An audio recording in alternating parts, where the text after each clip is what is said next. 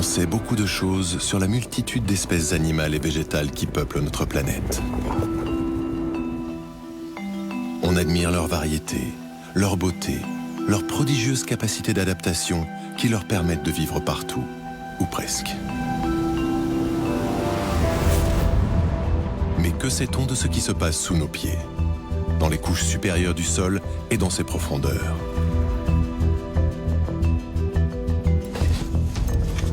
Dans son voyage au centre de la Terre, Jules Verne décrit des grottes et des gouffres où survivent une faune et une flore rescapées de la préhistoire. Pure fantaisie? Pas sûr. Des scientifiques nous invitent à pénétrer avec eux dans ce dédale souterrain qui nous réserve d'immenses surprises.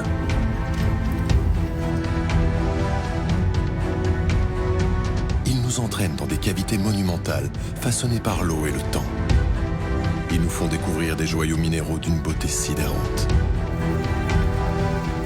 Ils nous révèlent une faune dont certaines espèces défient l'imagination.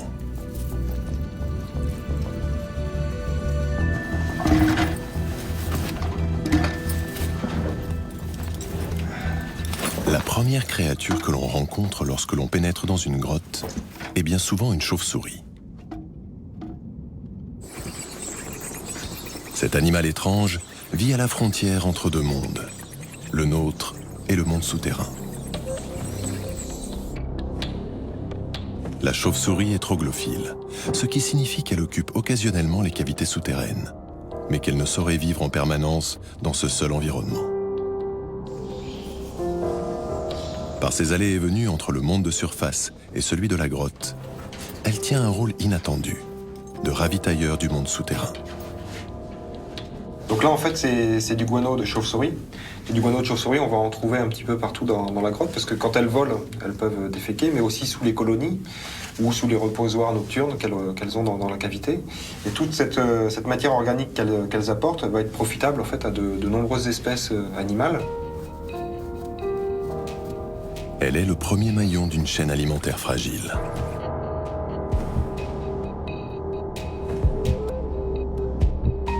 La chauve-souris se nourrit d'insectes nocturnes que très peu d'espèces ont la capacité de chasser. Douée d'une agilité sans égale, elle saisit ses proies en vol avec ses pattes arrière.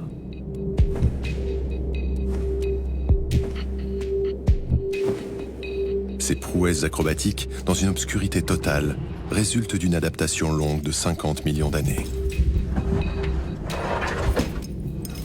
Afin de percer les secrets de leur habileté en vol, Tanguy Stockley se faufile avec difficulté dans les passages étroits que les chauves-souris empruntent.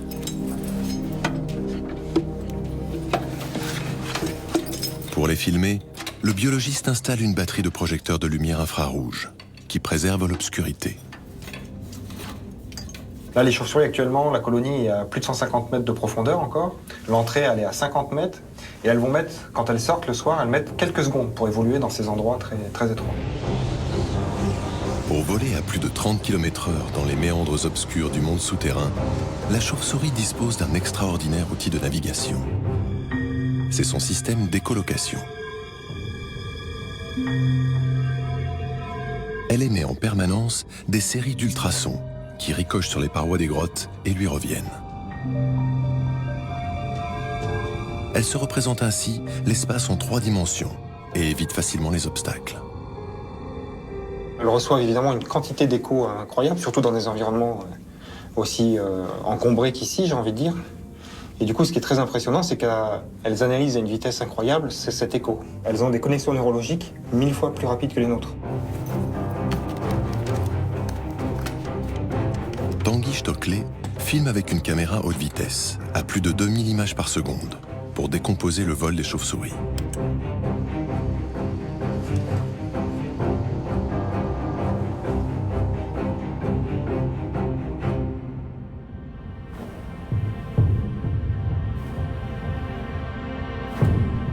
Le relief accidenté des grottes semble avoir façonné le vol de ces mammifères volants. Leur capacité à infléchir soudainement leur trajectoire est stupéfiante. C'est des animaux qui, je pense, au niveau du vol acrobatique, ou en tout cas dans les manœuvres et tout ça, Il n'y a pas d'équivalent chez les oiseaux. Et ça s'explique tout simplement que les doigts des chauves-souris vont jusqu'au bout des ailes. Et elles sont capables de plier juste une phalange pour corriger un petit peu leur vol. Et tout ça à une vitesse fulgurante. Au fil de sa longue adaptation, durant laquelle se sont perfectionnés son vol battu et son sonar, la chauve-souris est devenue un agent de liaison indispensable entre la surface et les entrailles de la Terre.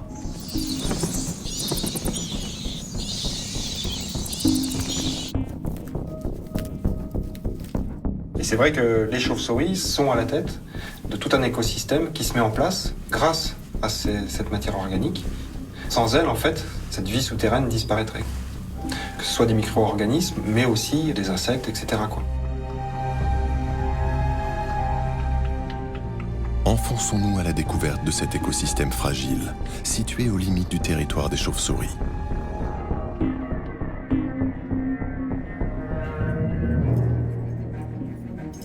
C'est ici que débute le monde de Cédric Alonso, un biospéléologue. Il étudie avec patience et rigueur la faune minuscule habitant les cavités. Les espèces sont si petites que l'inventaire d'1 mètre carré peut lui prendre plusieurs heures. Le milieu souterrain n'est pas que minéral. On va trouver de la vie dans la quasi-totalité des grottes du monde. Il existe une faune particulièrement bien adaptée à l'obscurité qui ne sortira pas des grottes, une faune dite troglobie, dont l'étude est particulièrement intéressante pour les scientifiques ou quiconque veut cerner des phénomènes d'adaptation au milieu, l'évolution dans les grandes lignes.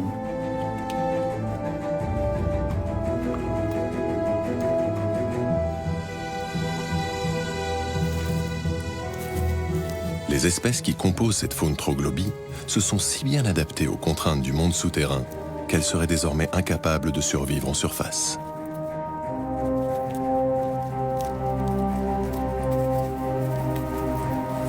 Toute une chaîne alimentaire s'est organisée dans l'obscurité. Enfermée dans un monde clos et minéral, la faune troglobie dépend cependant de l'extérieur pour survivre et s'épanouir.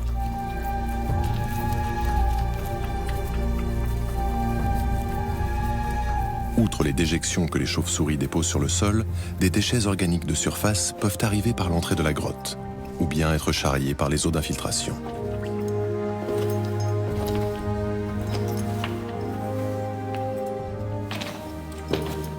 Comment ces animaux minuscules ont-ils colonisé le monde souterrain? Alors, il est caché derrière le caillou, mais là, on est sur un Typhloblanulus, donc c'est un mille-pattes. Il y en a à la surface qui lui ressemblent beaucoup, généralement colorés. Ce qu'on appelle vulgairement des yules. Ce sont des mille-pattes qui se mettent en boule. Là, c'est un beau troglobie de grande taille. Beaucoup d'entre eux ont un ancêtre qui vient de la surface. On retrouve souvent la forme primitive dehors. Et il est donc normal d'observer des similitudes au niveau des formes, comme les Typhloblanulus par exemple, qui ressemblent trait pour trait aux mille-pattes qu'on va avoir dehors, mais avec les caractéristiques dues à la vie dans l'obscurité. Les troglobies ont donc pour ancêtres des animaux de surface, piégés sous terre lors d'aléas climatiques ou géologiques, qui se sont produits il y a des milliers d'années.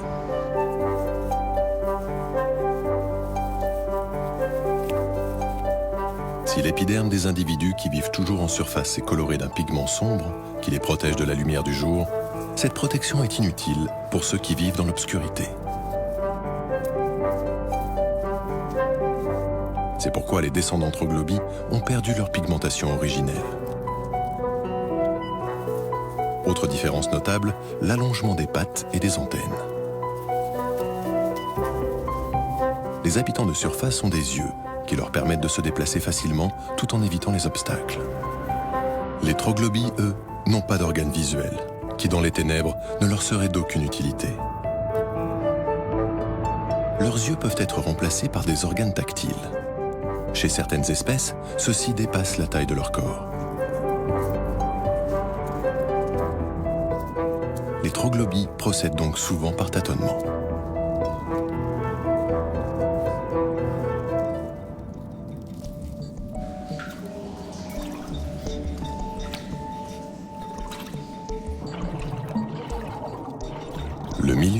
L'Arctique souterrain est lui aussi colonisé par des espèces troglobies. Notamment par de nombreux crustacés, dont certains ressemblent étonnamment à des crevettes. Il y a tellement d'espèces en fait sous terre que chacune presque a son histoire. Certains crustacés aquatiques ont une origine marine. La mer recouvrait cette partie de la France il y a des centaines de milliers d'années. Ils vivaient dans des fissures, la mer s'est retirée.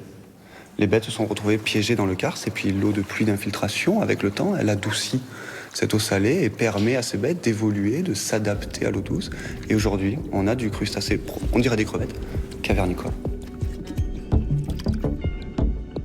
Dans les eaux souterraines, la nourriture est bien plus rare que dans les rivières ou mares de la surface.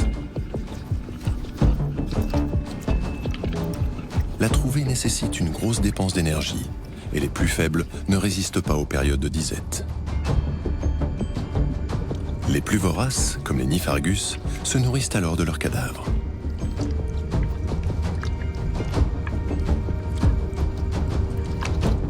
Plus on s'enfonce dans les eaux souterraines et plus l'accès à la nourriture devient problématique.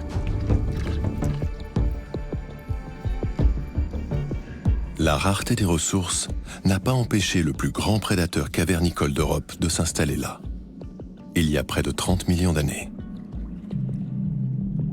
Son mode de vie est des plus étonnants. Il vit caché dans des petites failles. Son territoire est si difficile d'accès qu'aucun spécimen adulte n'a pu être observé dans son milieu naturel.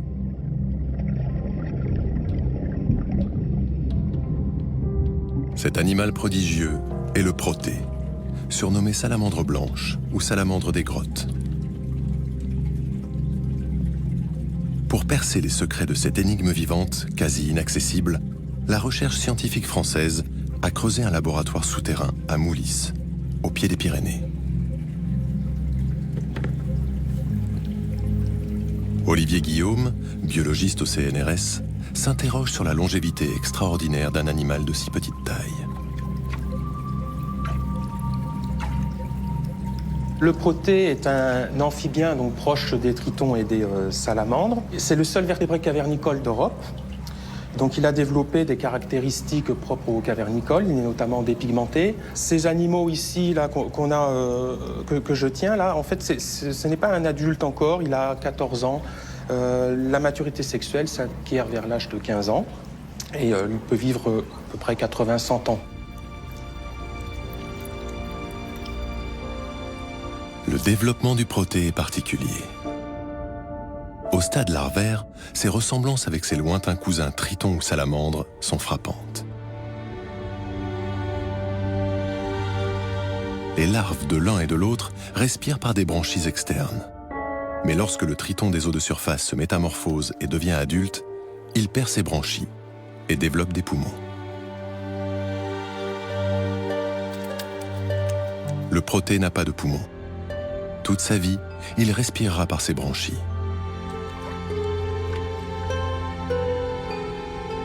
Il restera à l'état de juvénile tout en acquérant une maturité sexuelle et une aptitude à la reproduction. Il possède des yeux à sa naissance, mais qui dégénèrent rapidement par la suite.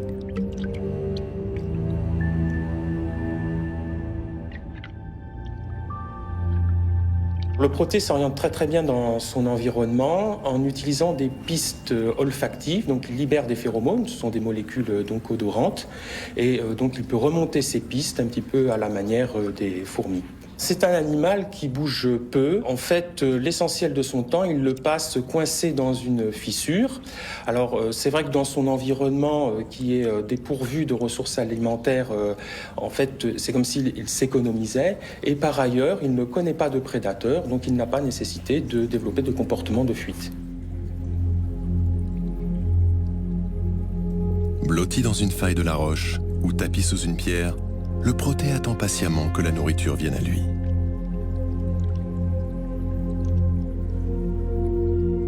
Dans un milieu d'une pauvreté extrême, il est réduit à compter sur le hasard qui lui apportera des débris venus de la surface.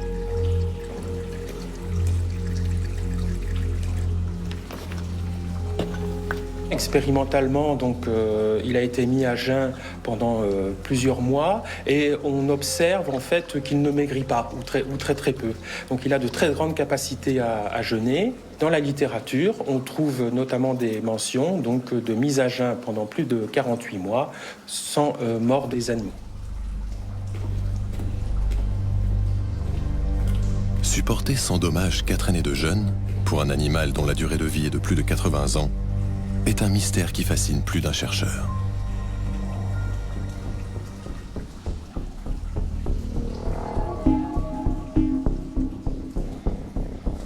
Lorsqu'on regarde le comportement du protée, on s'aperçoit qu'il peut rester plusieurs jours totalement inactif, donc sans bouger. Mais ça ne veut pas dire qu'il ne maintient pas un rythme au niveau de son métabolisme. C'est un petit peu comme chez l'homme, où pendant la phase de sommeil, bien que l'organisme reste relativement inactif, il y a des rythmes de production, notamment d'hormones du sommeil, d'hormones liées au réveil.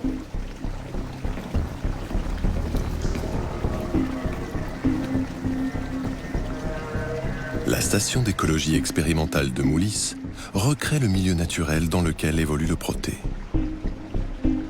La température de l'eau doit rester stable et l'obscurité doit demeurer constante. Les mouvements des pensionnaires captifs sont enregistrés en permanence par des caméras infrarouges.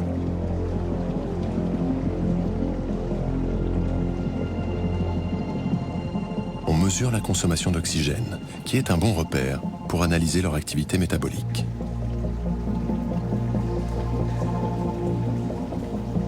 Plusieurs mois de données, enregistrées par un appareillage automatisé, sont nécessaires pour produire des résultats.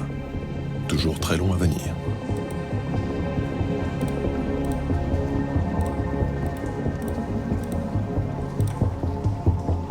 Malgré son peu d'activité et l'absence d'alternance jour-nuit, Olivier Guillaume a constaté que le protée enchaînerait des cycles métaboliques de 10 à 12 heures, sans doute hérité de ses lointains ancêtres.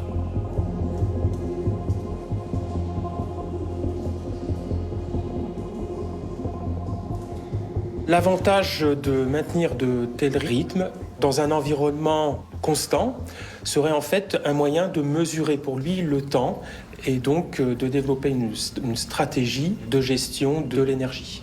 L'inactivité du protée pourrait être un des facteurs qui pourrait expliquer sa grande longévité. On estime que le protée peut vivre plus de 80 ans, peut-être 100 ans. En fait, en ne dépensant pas donc d'énergie, en restant inactif, donc il ne produit pas de sous-produits toxiques susceptibles de créer des attaques cellulaires et provoquer ce qu'on appelle une sénescence, donc un vieillissement. L'extrême économie de vie du protée est le prix à payer pour survivre dans les conditions drastiques d'un environnement souterrain particulièrement austère. Ce prédateur ultime est à la merci des animaux troglobies, dont il mange les larves et les restes lui arrivant par les écoulements souterrains. Il est également suspendu à la matière organique que lui apportent les eaux de surface par infiltration. Indispensables à la vie souterraine, ces eaux sont aussi à l'origine de la formation de la plupart des grottes. Les eaux de pluie, ou celles qui proviennent de la fonte des glaces, sont acides et chargées en minéraux. Elles s'insinuent dans les failles du sol et entament un long périple souterrain.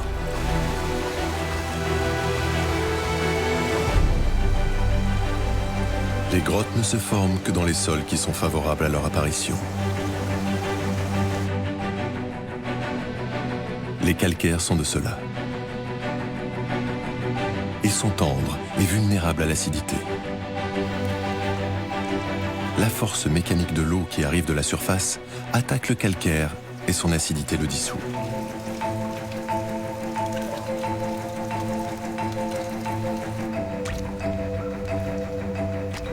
Chaque goutte qui tombe de la voûte, chaque filet d'eau qui ruisselle le long de la paroi, dépose une infime charge minérale qui s'ajoute aux précédentes.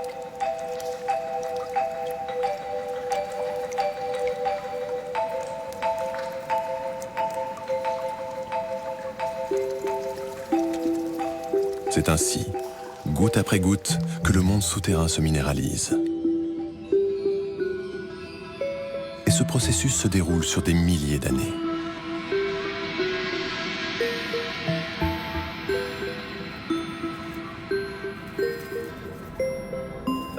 Naissent alors de fantastiques cathédrales souterraines.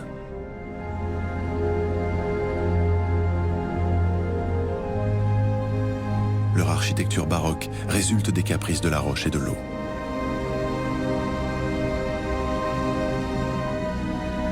C'est ainsi qu'ont été sculptés les drapés, les piliers, les forêts de colonnes qui font le décor des grottes les plus riches.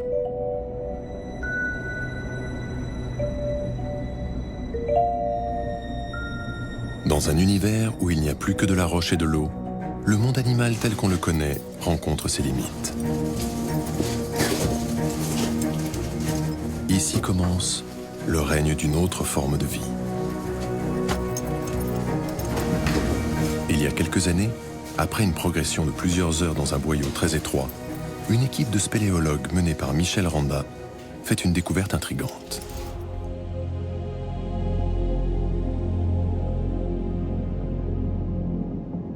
Pressentant qu'ils sont en présence d'une formation minérale à ce jour inconnue, l'équipe condamne l'accès de la grotte pour empêcher toute dégradation et alerte Sylvain Monteux, un ancien membre de leur groupe de spéléologie qui est désormais biologiste à la Umeå University de Suède.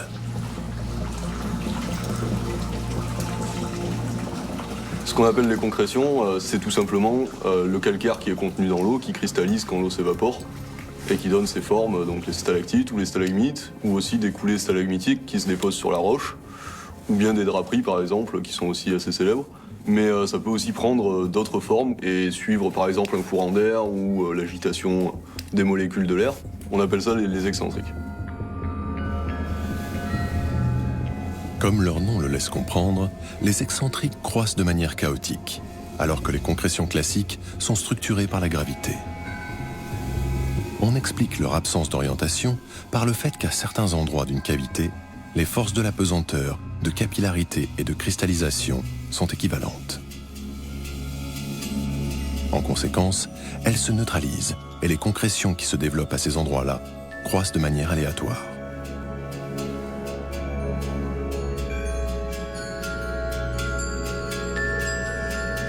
Les concrétions découvertes par le groupe de Michel Randa sont certes des excentriques, mais elles présentent des caractéristiques troublantes.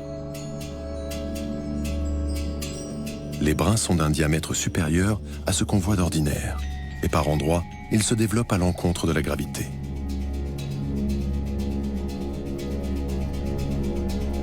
Étrangement, les arborescences évoquent des plantes, mais des plantes qui seraient minérales. Les spéléologues sont face à une énigme.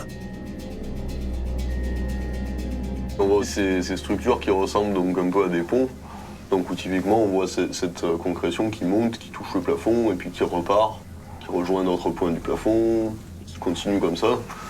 C'est vraiment des structures inhabituelles, quoi. Donc ces ponts, on les voit à de nombreuses occasions, on les retrouve partout où ces colonies existent. C'est quand même difficile de croire que c'est que du hasard, quoi. Donc maintenant, on a commencé à penser que c'était vraiment biologique.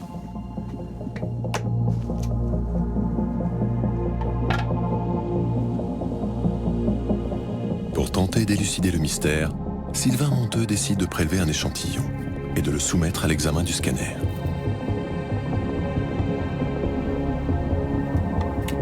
C'est les résultats du scanner. Il n'y a que deux couleurs là, c'est orange pour ce qui est biologique et jaune pour ce qui est minéral. Donc ce qu'on voit bien, c'est que c'est complètement imbriqué l'un dans l'autre. Il y a du biologique à la surface, il y a du biologique à l'intérieur, mais aussi à l'intérieur même du minéral, pas seulement à l'intérieur du tube. On observe que c'est toujours complètement mélangé. C'est pas une présence aléatoire comme ça de bactéries dans la concrétion. Elles sont vraiment à l'origine de la structure, de la fabrication de leur structure. À l'origine, ou alors elles l'ont transformé, ça on peut pas vraiment le dire encore, mais elles sont clairement impliquées dans la fabrication de ces tubes. Si l'on se fie au scanner, ce ne serait pas l'écoulement de l'eau, ni la gravité, ni les courants d'air qui seraient à l'origine de ces concrétions d'un type inconnu, mais des millions de bactéries. Elles transformeraient la roche en calcite et au fil de leur développement, formeraient ces étonnantes arborescences minérales. une question cependant intrigue. Pourquoi certains brins remontent-ils vers le plafond? Juste au-dessus de ces concrétions, il y a une couche plus foncée, donc dans laquelle on retrouve des métaux lourds comme par exemple du cuivre, de l'uranium ou du zinc, et où on retrouve aussi beaucoup de soufre. De voir cette couche-là vraiment visible à cet endroit-là et ces concrétions qui remontent vers le plafond, ça nous a vraiment laissé penser que les bactéries tentent peut-être à essayer de remonter vers le plafond pour se nourrir de ce soufre, parce que c'est connu que des bactéries savent utiliser le soufre pour se développer.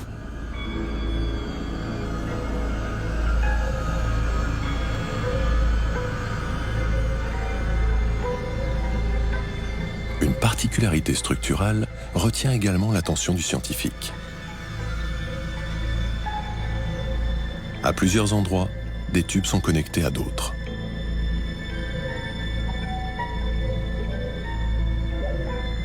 On sait que les bactéries arrivent à communiquer entre elles à très petite échelle. Ça s'appelle le quorum sensing. Et ce qu'on peut penser, c'est que ces bactéries-là, qui sont capables de s'orienter, dans ce milieu qui est vraiment très calme de l'air souterrain, seraient capables de sentir ces molécules depuis une distance plus grande et donc de se diriger les unes vers les autres. L'analyse ADN de ces concrétions confirme la présence de bactéries décelées par le scanner. Et elle atteste aussi d'une grande diversité. 30% d'entre elles appartiennent à des espèces non répertoriées. Alors c'est vrai que jusqu'à récemment, on s'était pas forcément intéressé à ce qui vivait dans la roche. Et puis on se rend compte que la roche, c'est pas un milieu vide, c'est pas un milieu mort. Et donc cette frontière que les grottes représentent entre le biologique qu'on connaît et le minéral, ça pourrait être en fait juste une porte d'entrée sur ce milieu vivant souterrain qui est gigantesque. Les travaux sur ces bactéries n'en sont qu'à leur début. Mais ils se révèlent très prometteurs pour l'étude de l'organisation de la vie souterraine. Les bactéries, souvent capables de se nourrir de soufre ou de métaux lourds, seraient-elles les seuls organismes à pouvoir coloniser les profondeurs du monde souterrain?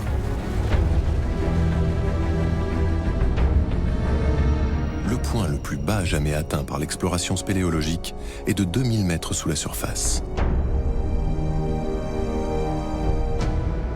Seules les mines, et notamment celles d'Afrique du Sud, descendent encore plus bas et donnent accès aux profondeurs extrêmes.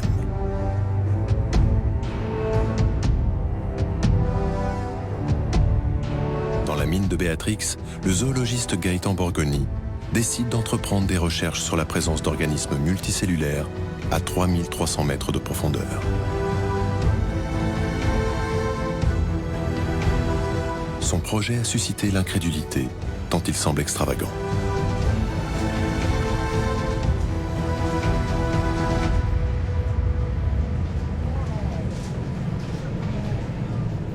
La vie souterraine est bien plus compliquée que ce que l'on pensait.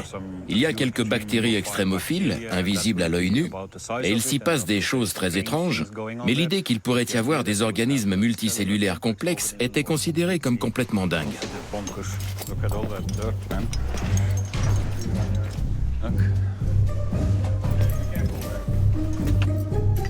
L'eau est indispensable à la vie. Gaëtan cherche donc la présence d'organismes dans les eaux d'infiltration de la mine.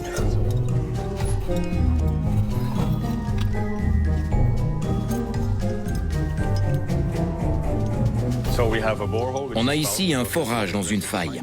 Et il y a beaucoup de pression, comme vous l'avez vu. Nous avons attaché cet appareil ici. Il est prévu pour retenir tout ce qui est plus gros qu'une bactérie. Il y a un petit filtre, et dans ce filtre, on veut que l'eau soit exactement la même que dans la roche. C'est pourquoi on a une petite roue ici qui empêche toute remontée de corps étrangers. On laisse ensuite cette installation pendant des jours, des mois ou des années. Et quand on revient, on détache l'ensemble, on va au labo, on l'ouvre dans des conditions stériles et on regarde ce qu'il y a dedans.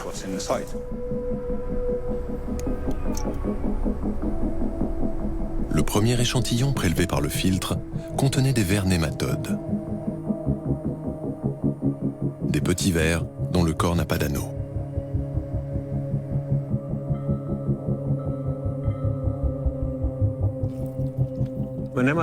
Un nématode est un ver rond. Il y en a partout, des mers les plus profondes jusqu'aux montagnes les plus hautes. Ils mesurent de quelques microns à plusieurs mètres de long. Et si on les retrouve partout, c'est qu'ils s'adaptent très facilement à leur environnement. Ils sont en fait restés très archaïques. Les nématodes font partie des plus anciens animaux multicellulaires qui existent. Ils possèdent des caractéristiques biochimiques que l'on ne retrouve que dans les plantes, ainsi que des caractéristiques génétiques qu'on ne trouve que dans des bactéries, ce qui confirme qu'ils sont très anciens d'un point de vue évolutif.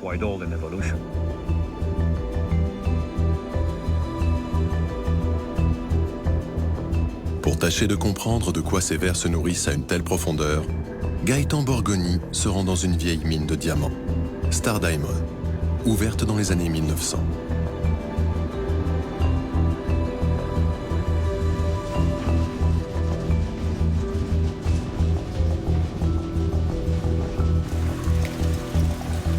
Pour Gaëtan, il n'y a aucun doute. Les vers nématodes puisent leur nourriture au cœur même de la roche.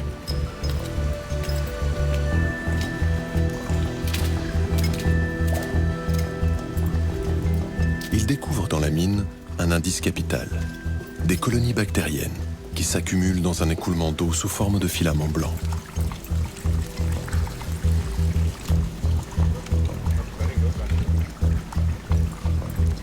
Avec un endoscope, il remonte plus en amont dans le tuyau pour en savoir davantage sur ces bactéries. Nous avons un forage ici s'enfonçant d'environ 30 cm dans la roche et se terminant dans une petite cavité où nous retrouvons cette abondance de bactéries. C'est la première fois que nous avons observé cela. Nous en avons collecté quelques échantillons et ils contenaient des nématodes. Donc nous avons prouvé que les nématodes s'épanouissaient à l'intérieur du biofilm bactérien. Et nous avons aussi montré que ce biofilm est en fait très grand. Il est bien plus grand qu'on ne l'avait imaginé. Selon toute vraisemblance, les nématodes se nourrissent de ces bactéries. Et il semblerait que chaque fissure de la roche dans laquelle l'eau s'infiltre, même minuscule, constitue un écosystème en soi. Voilà qui bouleverse l'idée qu'on se faisait du monde souterrain. Si vous pensez à ce qui se passe sous la surface du sol, la plupart des gens croient qu'à cause de la pression, il n'y a pas d'espace. Tout y est si comprimé qu'il n'y a pas d'anfractuosité. Mais c'est exactement le contraire. En fait, vous n'avez pas besoin de beaucoup d'espace pour avoir beaucoup de vie. Pensez à la taille de votre pouce. C'est assez grand pour y trouver des nématodes, des bactéries, des vers plats, des arthropodes. Donc, une anfractuosité de la taille d'un pouce n'est peut-être pas aussi vaste que les grandes plaines africaines, mais c'est suffisant pour que la vie s'y développe à foison.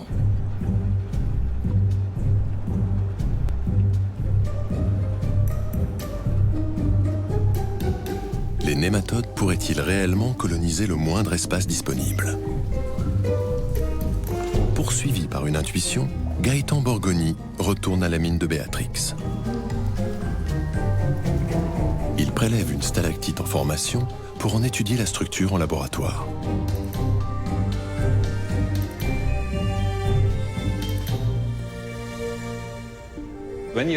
Quand vous regardez la stalactite au scanner, vous voyez qu'il ne s'agit pas d'une masse solide de cristaux, mais qu'en fait c'est creux.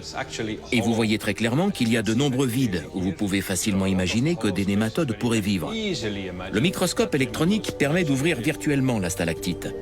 Vous voyez en rose la couche extérieure, celle qui est rigide, dure. La couche marron, c'est le biofilm bactérien. Et en bleu, ce sont en fait les nématodes qui vivent à l'intérieur de la stalactite.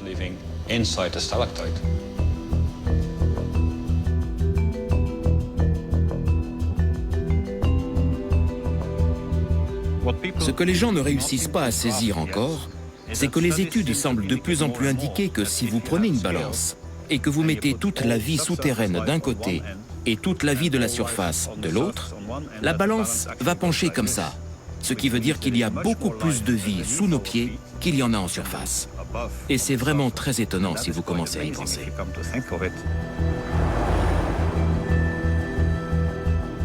On sait donc que les organismes multicellulaires qui vivent à des grandes profondeurs se nourrissent de bactéries. Mais cette réponse renvoie à d'autres questions. De quoi les bactéries se nourrissent-elles? Comment colonisent-elles les roches du sous-sol?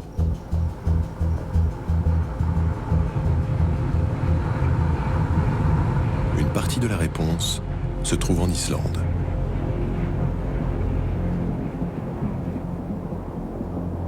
Le volcanisme y est extrêmement actif et on y exploite l'énergie géothermique depuis longtemps. Des forages captent en profondeur les gaz chauds des volcans et les remontent à la surface où ils font tourner les turbines de centrales électriques. Ces gaz de volcan contiennent des quantités importantes de gaz carbonique, autrement dit, du CO2. Pour empêcher qu'ils ne polluent l'atmosphère, les Islandais les réinjectent dans le sous-sol. Ils pensent que sous les hautes pressions des profondeurs, le carbone du gaz se transformera en carbonate, c'est-à-dire en minéral, et se stabilisera. Pour Bénédicte Ménez, géomicrobiologiste à l'Institut physique du Globe de Paris et son équipe, les sites islandais sont une aubaine pour étudier les bactéries du sous-sol.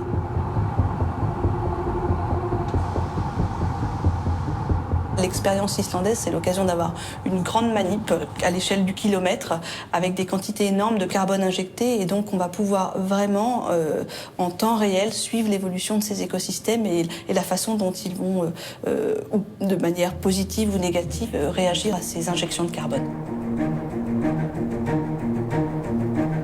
Pour savoir comment les organismes du sous-sol islandais réagissent aux injections massives de CO2, il faut forer les roches qui forment la croûte compacte du manteau.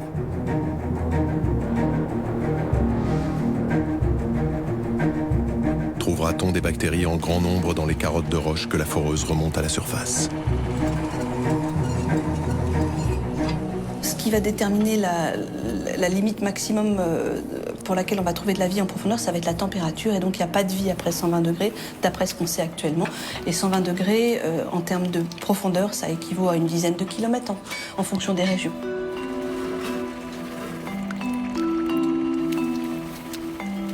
Bénédicte Ménez n'a pas pour ambition d'atteindre cette limite.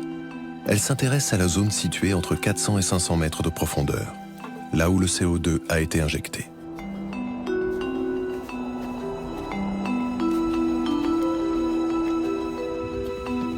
Les carottes de forage sont une occasion unique d'accéder à cette vie microbienne encore très mal connue. Sous les hautes pressions du sous-sol tassant les roches, les bactéries sont contraintes de profiter des moindres microcavités pour s'installer et se développer.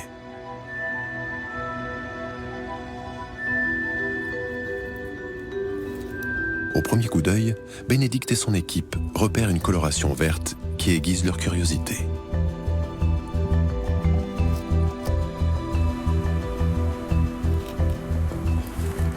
Ce biofilm vert et orange, il est vraiment partout, avec quelquefois ces petits cristaux blancs de carbonate.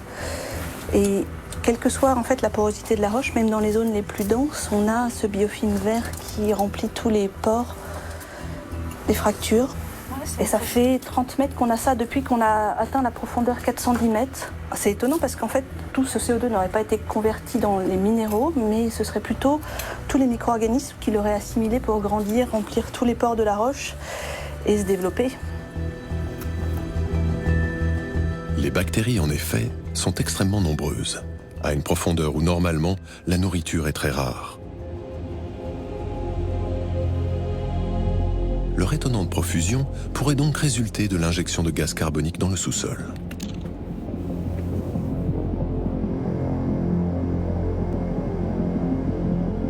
Pour en avoir le cœur net, Bénédicte et son équipe fractionnent des échantillons et préparent chimiquement quelques spécimens pour les étudier de plus près.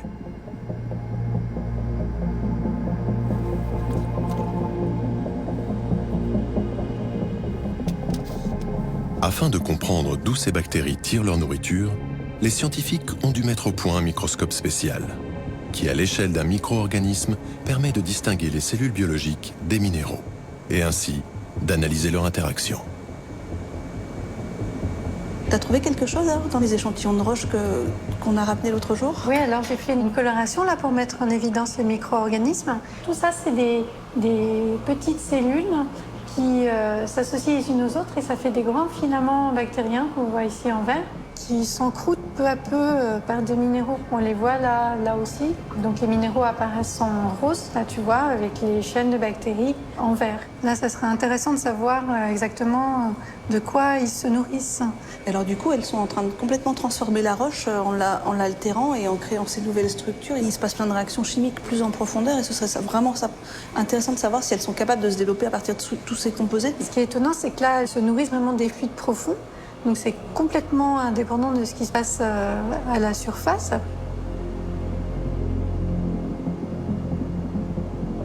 Le microscope est formel. Il y a bien interaction entre les bactéries et le minéral. Ceci n'explique pas pour autant où ces bactéries trouvent la matière organique nécessaire à leur nourriture dans un milieu compact et très éloigné de la surface.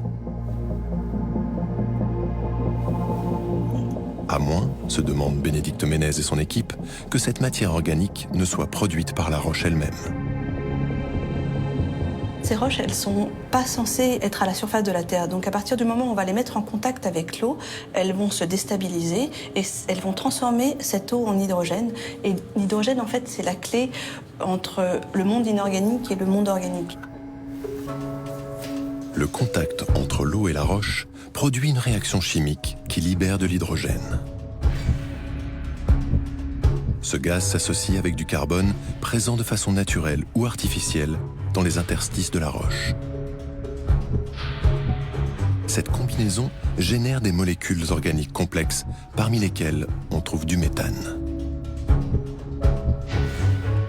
Or, le méthane est un aliment de choix pour les bactéries. Les bactéries trouveraient donc ainsi une nourriture abondante au cœur du manteau rocheux. Nous atteignons ici la frontière entre le minéral et l'organique. Cette découverte est une avancée importante dans la compréhension du vivant.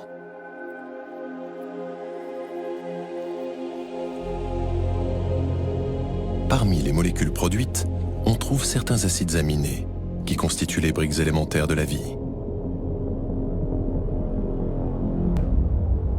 Notre corps, comme tout ce qui vit sur Terre, est composé pour l'essentiel d'acides aminés et d'eau.